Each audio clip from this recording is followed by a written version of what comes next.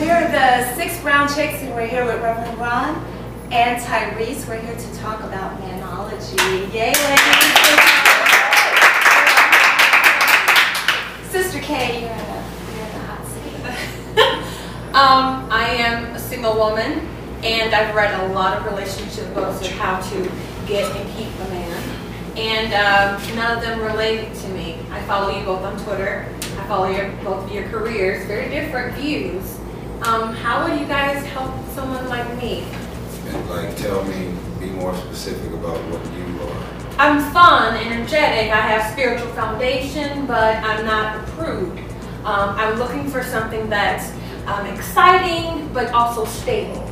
So how can your book relate to my generation, women like me, who are looking for something that can touch on, but not, not overly alienate me from being fun? Right? Yeah, just how do you merge that? How do I merge that? Did you grow up in a house with your father? Yes. And is your mother and father still together? Not today, no. And how long, I'm just asking because I have a response. Okay. How long were your parents married before? Like, how old were you when Pops took off? They separated when I was 17. Okay. Yeah, I think so. And they were childhood sweethearts. My mother was a virgin. They were virgins. Wow. So, yeah, 12 and 14 years old, they got together. So I had a lot of pressure to follow your, spiritual, get married, the whole sex thing, and waiting, and I didn't do that.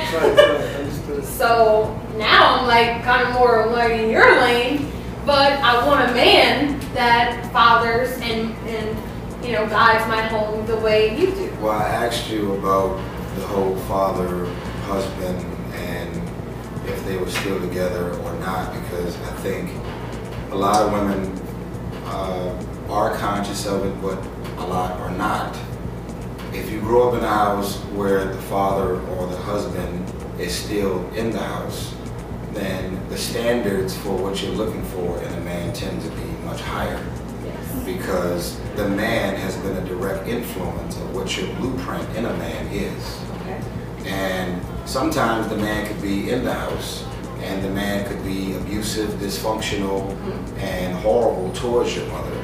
And you could find yourself looking for that quality in a man as well, because that's the version of love you were exposed to. Versus someone that's more ideal, like a Rev, as far as, the way he treats his wife, the energy that's out there in the universe about the dynamics of his marriage. A lot of women are looking for a Rev Run type. I'm a little more dirty. I'm ghetto, I'm from the hood, I'm extra grimy, my approach, my views and perspective, I'm a work in progress. Okay. So some women look at me as a fixer-upper project where they feel like I can get in a relationship with a man like him, he has those qualities, but I feel like I can mold him and shape him to get him into this. But they got another thing coming. So you don't want to be changed? Because a lot of us do that. We get in and say, I'm going to change him, I'm going to make you happy. And you don't want to do that? No, I mean, I think going into a relationship thinking that you can change a man is the beginning of an end. I think when you can introduce a man to new concepts and different interpretations of love in a loving way versus a condescending way, you ain't nothing until you act like this. That's when things can become healthy for you. But you gotta be patient. You gotta understand that he is literally doing the best he can as far as his approach and his interpretation of love. I mean, most of us live our lives according to learned habits. So, I mean, I don't really know what you're looking for, but it's definitely out there, and, if we went to lunch or something, maybe I...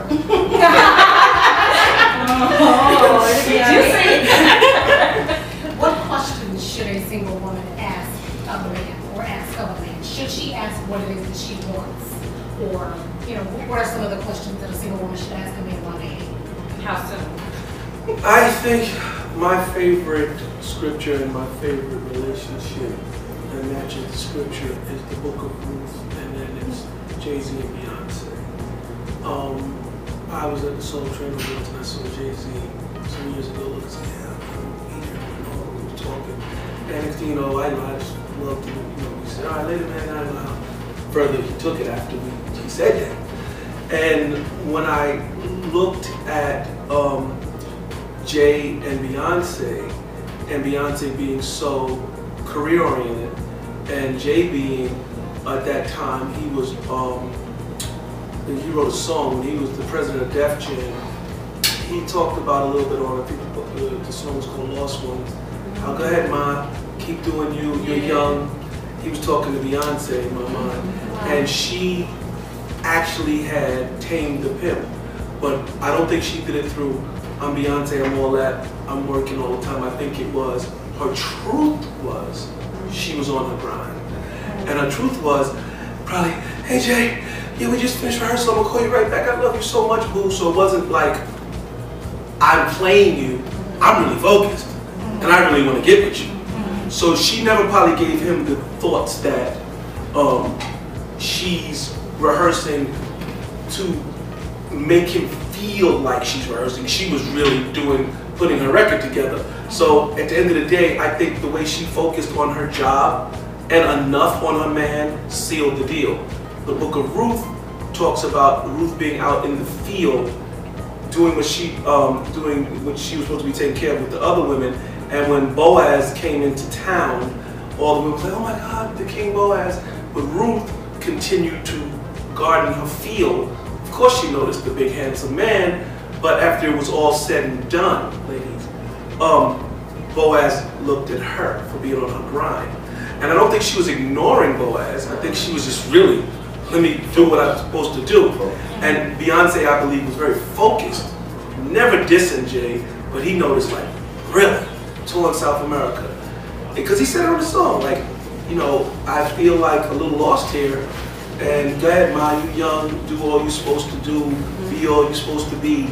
And I think that focus in her, balanced focus on job and man sealed the deal. So you girls, which is wonderful, have a little thing going on here, you do what you're supposed to do, and I'm not saying ever, if you've got a date coming, to ignore your man, but a man will be more attracted to you having your thing, and at the same time being smart enough to play it like, yeah, I gotta call you back, but make sure he doesn't, you didn't play a game where he felt like, oh, she's just trying to act like she doesn't care.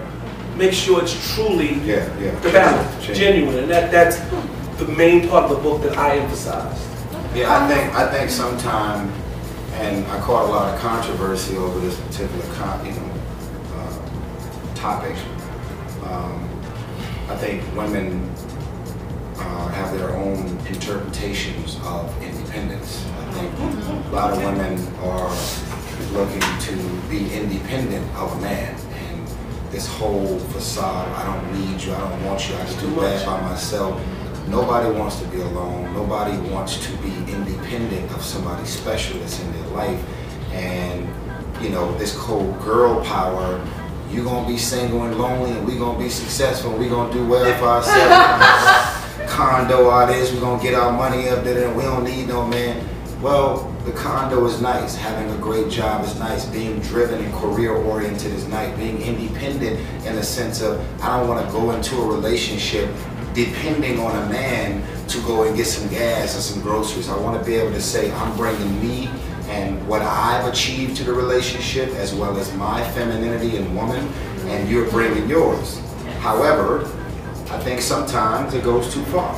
And I put that out there, and so you saying that if you independent, you ain't happy, you need a man? I'm not saying that. Of course you can be, as Rev would say, because you're boyless doesn't mean you have to be joyless. But nobody wants to be alone. I like that. Nobody wants to be alone.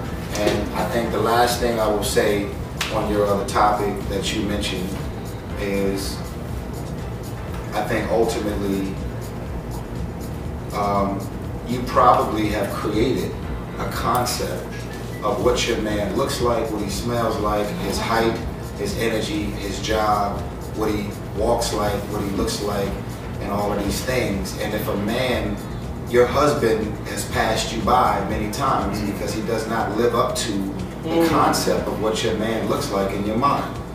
And I think if you open your mind to possibility, then just maybe your husband, or who your soulmate is, so to speak, will show up if you get away from these concepts.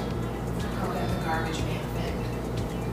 A lot of people You don't have to be a garbage. I mean, Okay. No, she's saying in no, general. I got, One yeah, I last agree. question, your best advice for marriage, because we have someone who's getting married, Yes. and we have a widow who won't date now because, you know, she's still thinking about her man. How long have you been away? 6.5 months. Okay. God So bless it's you. your time to heal. Yeah. Sure did. Yeah, I don't think it's time to date. You know, Me either. I think sometimes, you know, I'm not a widow, so I'm not coming from a place of a widow, but my instincts around a woman in your position or situation would be take your time and process, you know.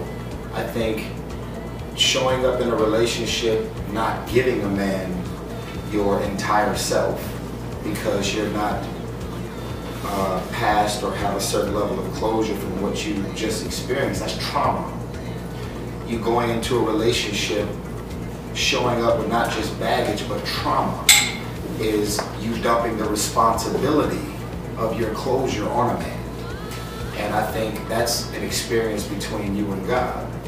And once you get, not that you're ever going to get over it because that's not what you want. It was an experience.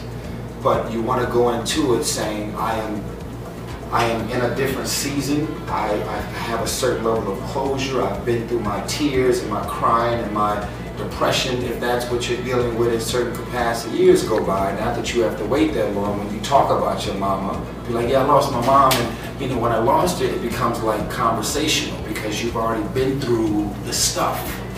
And I think it's a natural progression. And I think another man, at a certain point when that season and when that time feels right for you and only you, you're gonna be ready to enjoy him as he shows up. So don't allow your timing for your specific individual trauma and your loss to be anybody else's timing. What's your best advice for marriage? She's getting married. I'm getting married in June. First time. First time? Well, first of all, congratulations. Thank you. Yes. I'm so excited. I waited a long time for this. It's a beautiful thing. The only thing I can really say is going to be short, but it's going to be the truth. You can't control all the outcomes, so just do your best. Forget the rest. That's all you can do, because if you try to overplay it and overthink it, you end up stumbling. You know how when you're just trying to make things so perfect, you're just like, oh, well, and nothing is perfect. Just be the person that he proposed to. Thank you for my knowledge. Thank you.